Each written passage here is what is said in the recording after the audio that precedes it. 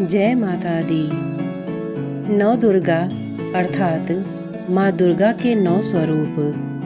नवरात्रि उत्सव के दौरान माँ दुर्गा के 9 विभिन्न रूपों का सम्मान किया जाता है एवं पूजा जाता है, जिसे नौ दुर्गा के नाम से भी जाना जाता है। माँ दुर्गा के 9 स्वरूप इस प्रकार हैं: शैलपुत्री, ब्रह्मचारिणी, चंद्रघंटा, कूष्मांडा, स्कंद माता, कात्यायनी, कालरात्रि, महागौरी, सिद्धिदात्री। देवी माँ या निर्मल चेतना स्वयं को सभी रूपों में प्रत्यक्ष करती हैं और सभी नाम ग्रहण करती हैं। माँ दुर्गा के 9 रूप और हर नाम में एक दैवीय शक्ति को पहचानना ही नवरात्रि मनाना है। असीम आनंद और हर्षोल्लास के 9 दिनों का उचित समापन बुराई पर अच्छाई की विजय के प्रतीक पर्व दशहरा मनाने के साथ होता है। माँ दुर्गा का पहला ईश्वरीय स्वरूप शैलपुत्री है। शैल का अर्थ है शिखर। शास्त्रों में शैलपुत्री को पर्वत अर्थात शिखर की बेटी के नाम से जाना जाता है। आमतौर पर यह समझा जाता है कि देवी शैलपुत्री कैलाश पर्वत की पुत्री है, किंतु इसका योग के मार्ग पर वास्तविक अर्थ है चेतना का सर्वोच्चतम स्थान। यह बहुत दिलचस्प है कि जब ऊर्जा अपने चरम स्तर पर है तभी आप इसका अनुभव कर सकते हैं। इससे पहले कि यह चरम स्तर पर न पहुंच जाए तब तक आप इसे समझ नहीं सकते, क्योंकि चेतना की अवस्था का यह सर्वोत्तम स्थान है जो ऊर्जा के शिखर से उत्पन्न हुआ है। यहाँ पर शिखर का मतलब है हमारे गहरे अनुभव या गहन भावनाओं का सर्वोच्चतम स्थान। जब आप 100% गुस्से में होते हैं तो आप महसूस करेंगे कि गुस्सा आपके शरीर को कमजोर कर देता है। दरअसल हम अपने गुस्से को पूरी तरह से व्यक्त नहीं करते। जब आप 100% के क्रोध में होते हैं, यदि पूरी तरह से क्रोध को आप व्यक्त करें तो आप इस स्थिति से जल्द ही बाहर निकल सकते हैं। जब आप 100% किसी भी चीज में होते हैं तभी उसका उपभोग कर सकते हैं। ठीक इसी तरह जब क्रोध को आप पूरी तरह से व्यक्त करेंगे तब ऊर्जा के उछाल का अनुभव करेंगे और साथ ही तुरंत क्रोध से बाहर निकल आएंगे। क्या आपने देखा है कि बच्चे कैसे व्यवहार करते हैं? जो भी वे करते हैं वे 100% करते हैं। अगर वे गुस्से में हैं तो वो उस पल में 100% गुस्से में हैं और फिर तुरंत कुछ ही मिनटों के बाद वे उस क्रोध को भी छोड़ देते हैं। अगर वे नाराज हो जाते हैं तो भी वे थक नहीं जाते हैं, लेकिन अगर आप गुस्सा हो जाते हैं तो आपका गुस्सा आपको थका देता है। ऐसा क्यों है? ऐसा इसलिए है क्योंकि आप अपना क्रोध 100% व्यक्त नहीं करते हैं। अब इसका मतलब यह नहीं है कि आप हर समय नाराज हो जाएं। तब आपको उस परेशानी का भी सामना करना पड़ेगा जिसकी वजह से क्रोध आता है। जब आप किसी भी अनुभव या भावनाओं के शिखर तक पहुंचते हैं तो आप दिव्य चेतना के उद्भव का अनुभव करते हैं, क्योंकि यह चेतना का सर्वोत्तम शिखर है। शैलपुत्री का यही वास्तविक अर्थ है। माँ शैलपुत्री की पूजा में कौन से मंत्र का जाप करें?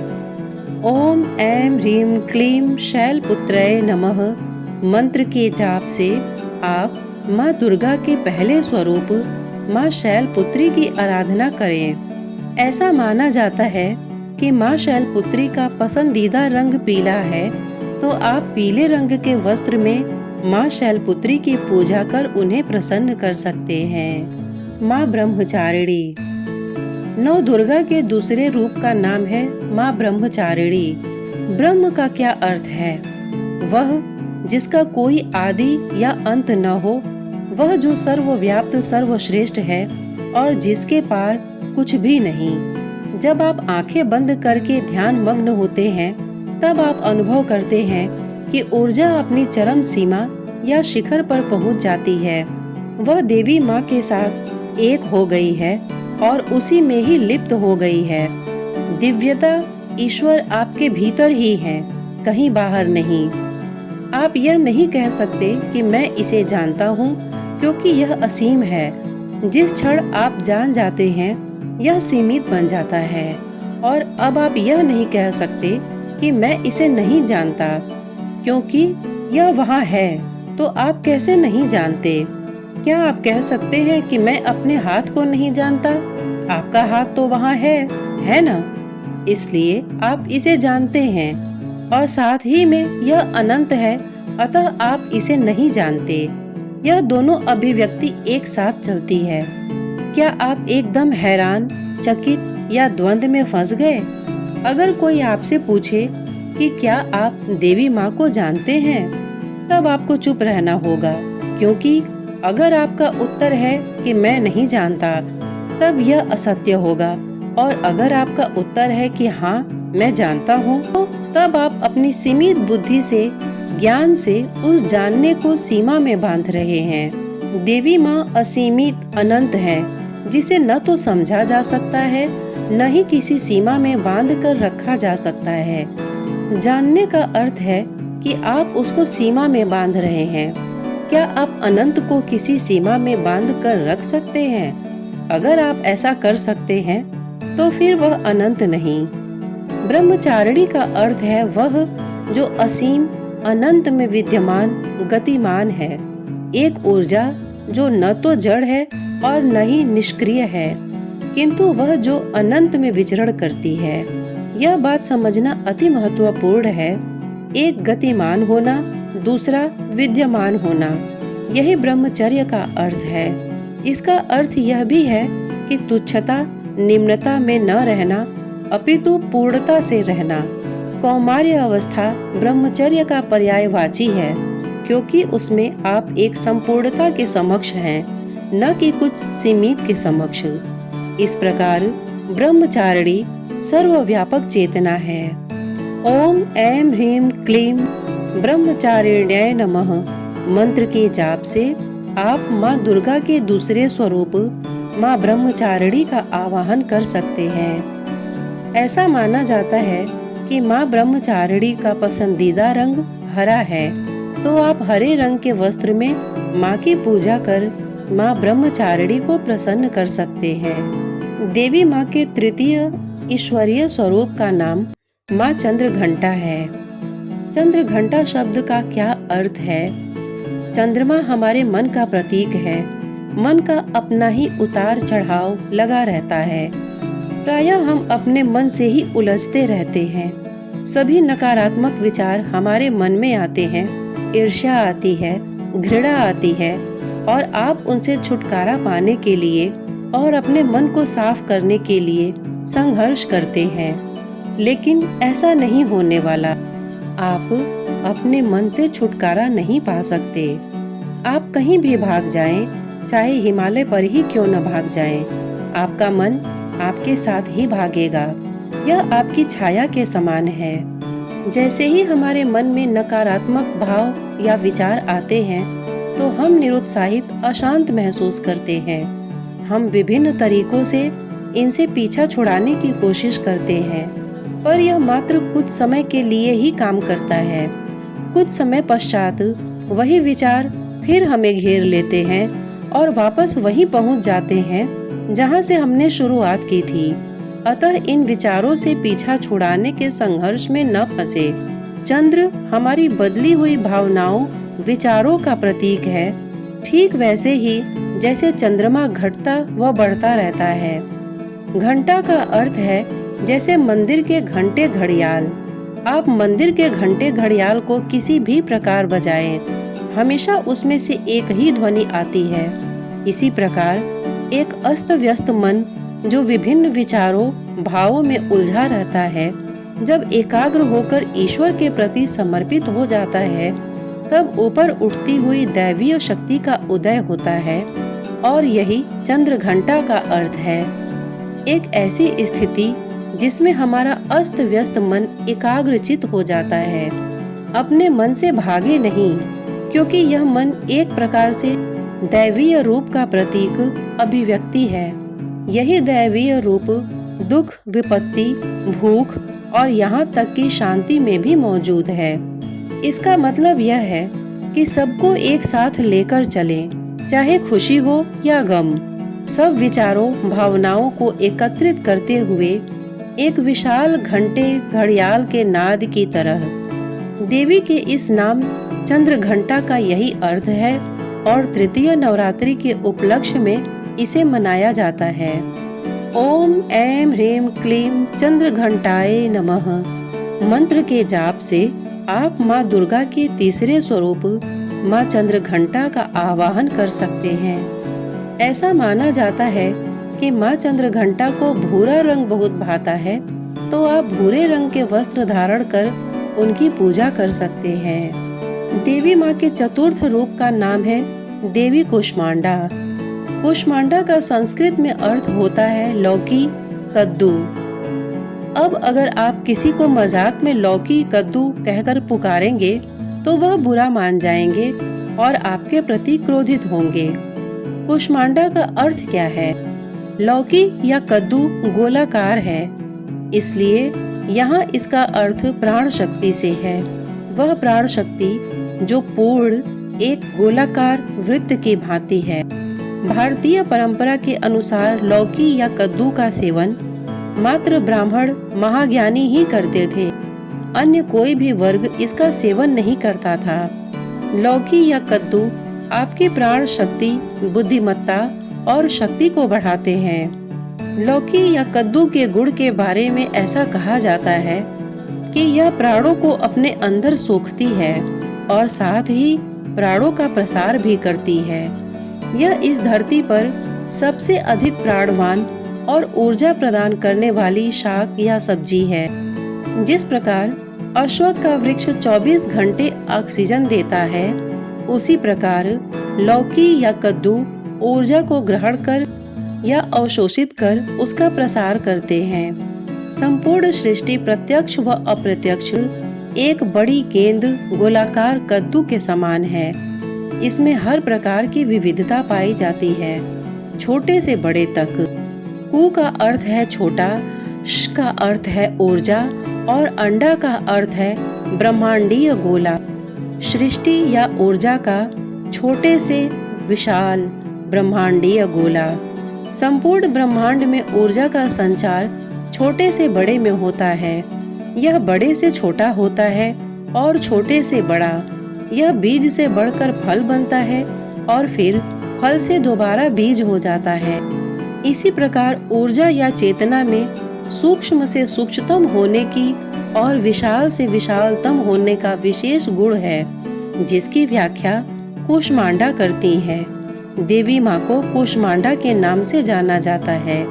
इसका अर्थ यह भी है कि देवी माँ हमारे अंदर प्राण शक्ति के रूप में प्रकट रहती हैं।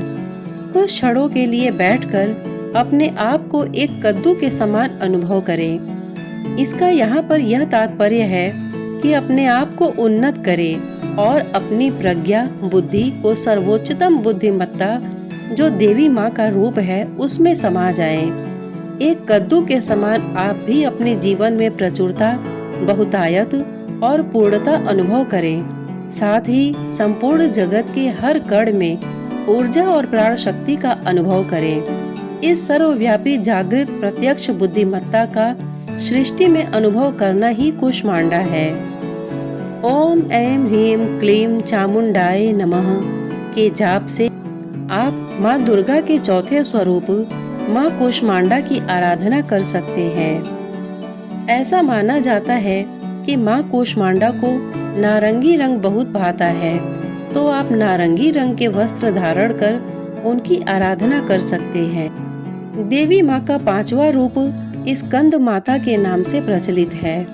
भगवान कार्तिकेय का एक नाम स्कंद भी है, जो ज्ञान शक्ति और कर्म शक्ति के एक साथ सूचक है। स्कंद इन्हीं दोनों के मिश्रण का परिणाम है। स्कंद माता वो दैवीय शक्ति है जो व्यावहारिक ज्ञान को सामने लाती है, वो जो ज्ञान को कर्म में बदलती हैं। शिव तत्व आनंदमय, सदैव शांत और किसी भी प्रकार के कर्म से परे का सूचक है। देवी तत्व आदि शक्ति सब प्रकार के कर्म के लिए उत्तरदायी है। ऐसी मान्यता है कि देवी इच्छा शक्ति, ज्ञान शक्ति और क्रिया शक्ति का समागम है। जब शिव तत्व का मिलन इन त्रिशक्ति के साथ होता है तो स्कंद का जन्म होता है।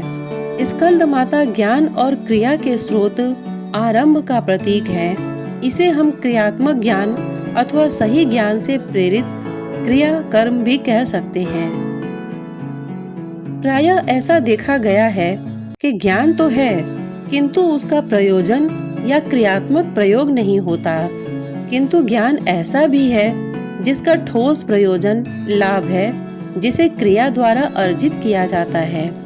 आप स्कूल कॉलेज में भौतिकी, रसायन शास्त्र पढ़ते हैं, जिसका प्रायः आप दैनिक जीवन में कुछ अधिक प्रयोग करते हैं, और दूसरी ओर चिकित्सा पद्धति, औषधि शास्त्र का ज्ञान दिन प्रतिदिन में अधिक उपयोग में आता है। जब आप टेलीविजन ठीक करना सीख जाते हैं तो अगर कभी वो खराब हो जाए तो आप उस ज्ञान का प्रयोग कर टेलीविजन ठीक कर सकते हैं। इसी तरह जब कोई मोटर खराब हो जाती है तो आप उसे यदि ठीक करना जानते हैं तो उस ज्ञान का उपयोग कर उसे ठीक कर सकते हैं। इस प्रकार का ज्ञान अधिक व्यावहारिक ज्ञान है। अतः स्कंद सही व्यावहारिक ज्ञान और क्रिया के एक साथ होने का प्रतीक है। स्कंद तत्व मात्र देवी का एक और रूप है। हम अक्सर कहते हैं कि ब्रह्म सर्वत्र सर्वव्यापी है, किंतु जब आपके सामने अगर कोई चुनौती या मुश्किल स्थिति आती है तब आप क्या करते हैं? तब आप किस प्रकार कौन सा ज्ञान लागू करेंगे या प्रयोग में लाएंगे? समस्या या मुश्किल स्थिति में आपको क्रियात्मक होना पड़ेगा। अतः जब आपका कर्म सही व्यावहारिक ज्ञान से लिप्त होता है तब स्कंद तत्व का उदय होता है, और देवी दुर्गा स्कंद तत्व की माता है। ओम ऐं ह्रीं क्लीं स्कंद माताये नमः के जाप से आप माँ दुर्गा के 5वें स्वरूप माँ स्कंद माता का आवाहन कर सकते हैं। ऐसा माना जाता है कि माँ स्कंद माता को सफेद रंग बहुत भाता है, तो आप सफेद रंग के वस्त्र धारण कर उनकी पूजा कर सकते हैं। माँ कात्यायनी। हमारे सामने जो कुछ भी घटित होता है, जिसे हम प्रपंच का नाम देते हैं, जरूरी नहीं कि वह सब हमें दिखाई दे। वह जो अदृश्य है, जिसे हमारी इंद्रियां अनुभव नहीं कर सकती, वह हमारी कल्पना से बहुत परे और विशाल है। सूक्ष्म जगत जो अदृश्य अव्यक्त है, उसकी सत्ता माँ कात्यायनी चलाती है। वह अपने इस रूप में उन सब की सूचक है जो अदृश्य या समझ से परे हैं। माँ कात्यायनी दिव्यता के अति गुप्त रहस्यों की प्रतीक है। क्रोध किस प्रकार से सकारात्मक बल का प्रतीक है और कब यह नकारात्मक आसुरी शक्ति का प्रतीक बन जाता है, इन दोनों में तो बहुत गहरा भेद है। आप सिर्फ ऐसा मत सोचिए कि क्रोध मात्र एक नकारात्मक गुण या शक्ति है। क्रोध का अपना महत्व, एक अपना स्थान है। सकारात्मकता के साथ किया हुआ क्रोध बुद्धिमत्ता से जुड़ा होता है, और वही नकारात्मकता से लिप्त क्रोध भावनाओं और स्वार्थ से भरा होता है। सकारात्मक क्रोध एक प्रौढ़ बुद्धि से उत्पन्न होता है। क्रोध अगर अज्ञान, अन्याय के प्रति है तो वह उचित है। अधिकतर जो कोई भी क्रोधित होता है वह सोचता है कि उसका क्रोध किसी अन्याय के प्रति है, अतः वह उचित है। किंतु अगर आप गहराई में सूक्ष्मता से देखेंगे तो अनुभव करेंगे कि ऐसा वास्तव में नहीं। इन स्थितियों में क्रोध एक बंधन बन जाता है। अतः सकारात्मक क्रोध जो अज्ञान, अन्याय के प्रति है, वह माँ कात्यायनी का प्रतीक है। आपने बहुत सारी प्राकृतिक आपदाओं के बारे में सुना होगा। कुछ लोग इसे प्रकृति का प्रकोप भी कहते हैं। जैसे बहुत से स्थानों पर बड़े बड़े भूकंप आ जाते हैं या तीव्र बाढ़ का सामना करना पड़ता है। यह सब घटनाएं देवी कात्यायनी से संबंधित हैं। सभी प्राकृतिक विपदाओं का संबंध माँ के दिव्य कात्यायनी रूप से है।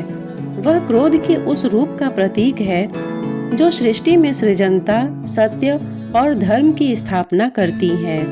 माँ का दिव्य कात्यायनी रूप अव्यक्त के सूक्ष्म जगत में नकारात्मकता का विनाश कर धर्म की स्थापना करता है। ऐसा कहा जाता है कि ज्ञानी का क्रोध भी हितकर और उपयोगी होता है, जबकि अज्ञानी का प्रेम भी हानिप्रद हो सकता है। इस प्रकार माँ कात्यायनी क्रोध का वो रूप है जो सब प्रकार की नकारात्मकता को समाप्त कर सकारात्मक ऊर्जा का संचार करता है। ओम क्रीम कात्यायनी क्रीम नमः के जाप से आप माँ दुर्गा के छठे स्वरूप माँ कात्यायनी का आवाहन कर सकते हैं। ऐसा माना जाता है कि माँ कात्यायनी को लाल रंग बहुत भाता है, तो आप लाल रंग के वस्त्र धारण कर उनकी पूजा कर सकते हैं। माँ के सप्तम रूप का नाम है माँ कालरात्रि। यह माँ का अति भयावह व उग्र रूप है। संपूर्ण सृष्टि में इस रूप से अधिक भयावह और कोई दूसरा नहीं, किंतु तब भी यह रूप मातृत्व को समर्पित है। देवी माँ का यह रूप ज्ञान और वैराग्य प्रदान करता है। ओम ऐं ह्रीं क्लीं कालरात्रये नमः जाप से आप माँ दुर्गा के सातवें स्वरूप माँ कालरात्रि की पूजा कर सकते हैं। ऐसा माना जाता है कि माँ कालरात्रि को नीला रंग बहुत पसंद है, तो आप नीले रंग के वस्त्र धारण कर उनकी पूजा कर सकते हैं। देवी माँ का आठवां स्वरूप है महागौरी। महागौरी का अर्थ है वह रूप जो कि सौंदर्य से भरपूर प्रकाशमान है, पूर्ण रूप से सौंदर्य में डूबा हुआ है। प्रकृति के दो छोर या किनारे हैं, एक माँ कालरात्रि जो अति भयावह प्रलय के समान है, और दूसरा माँ महागौरी जो अति सौंदर्यवान दीप्यमान शांत है, पूर्णतः करुणामयी, सबको आशीर्वाद देती हुई। यह वो रूप है जो सब मनोकामनाओं को पूरा करता है। क्यों है देवियों के 9 रूप? यह भौतिक नहीं बल्कि लोक से परे अलौकिक रूप है, सूक्ष्म तरह से सूक्ष्म रूप। इसकी अनुभूति के लिए पहला कदम ध्यान में बैठना है। ध्यान में आप ब्रह्मांड को अनुभव करते हैं। इसीलिए बुद्ध ने कहा है, आप बस देवियों के विषय में बात ही करते हैं। जरा बैठिए और ध्यान करिए। ईश्वर के विषय में न सोचिए। शून्यता में जाइए अपने भीतर। एक बार आप वहां पहुंच गए तो अगला कदम वो है जहां आपको सभी विभिन्न मंत्र, विभिन्न शक्तियां दिखाई देंगी। वो सभी जागृत होंगी। बौद्ध मत में भी वे इन सभी देवियों का पूजन करते हैं। इसलिए यदि आप ध्यान कर रहे हैं तो सभी यज्ञ, सभी पूजन अधिक प्रभावी हो जाएंगे, नहीं तो उनका इतना प्रभाव नहीं होगा।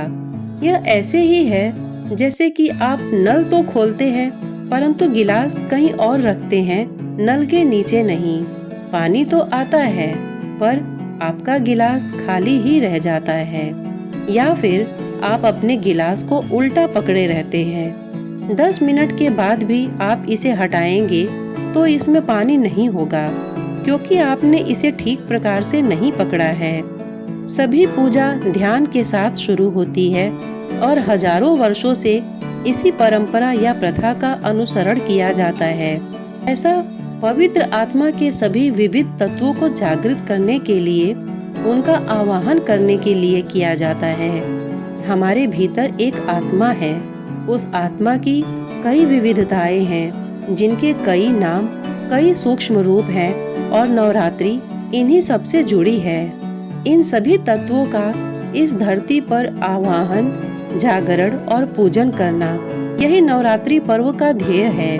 ओम ऐं ह्रीं क्लीं महागौर्ये नमः के जाप से आप माँ दुर्गा के 8वें स्वरूप माँ महागौरी की पूजा कर सकते हैं। ऐसा माना जाता है कि माँ महागौरी को गुलाबी रंग बहुत भाता है, तो आप गुलाबी रंग के वस्त्र धारण कर उनकी पूजा कर सकते हैं। देवी के 9वें रूप को सिद्धिदात्री कहा जाता है।